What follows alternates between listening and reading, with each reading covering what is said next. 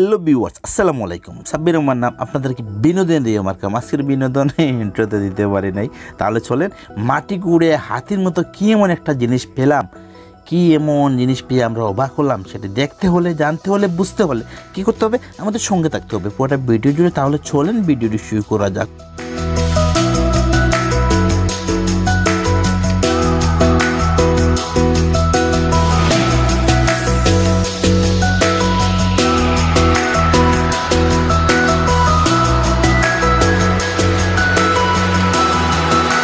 Viewers, এখানে যে আমরা ভিডিও করব সেটা আমার মাথায় ছিল না। আসলে আমি একদম এলোমেলো হয়ে গেছিলাম। কিছুক্ষণ মাটি খোঁড়ার পর যখন দেখলাম আলুটা বাইর হইতেছে, তখন মাথায় আসলো ভিডিও কেন করলাম না।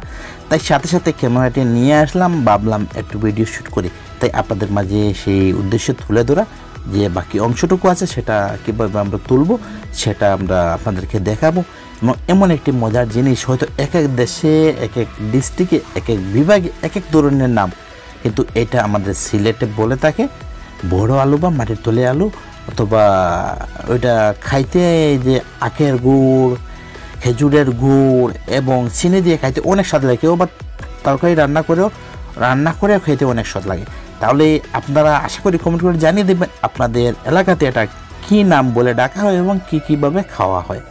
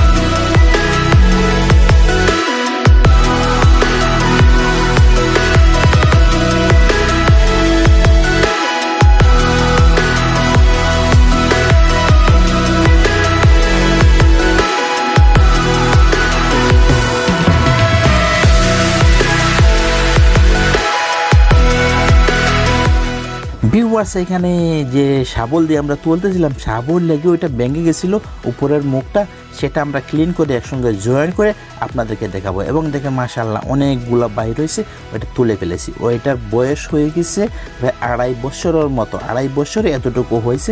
আসলে মাটিতে ভালো না, সেজন্য এত বেশি হয়নি, কিন্তু এইগুলা 2 বছর, 2.5 বছর, 3 বছর পর পর বানাই খাইলে, মানে ওইটা যদি উঠানো হয় তাহলে অনেক স্বাদ হয়ে খাইতে অনেক ভালো হয়। তাহলে চলেন আমরা ক্লিন করে আপনাদেরকে দেখাচ্ছি।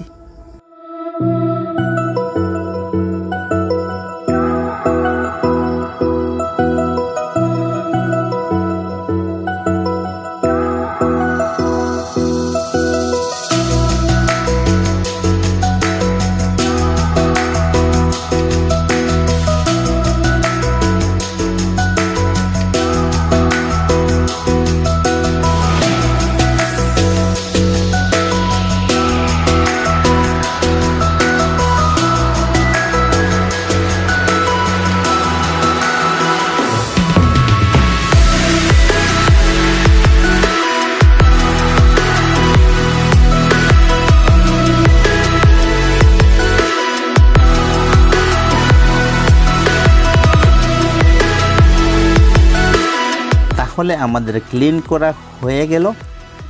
আর হ্যাঁ, যদি নতুন কেউ হয়ে থাকেন চ্যানেলটি সাবস্ক্রাইব করে আমাদের সঙ্গে থাকবেন। এতক্ষণ আমাদের সঙ্গে থাকার জন্য অসংখ্য ধন্যবাদ, দোয়া, ভালোবাসা।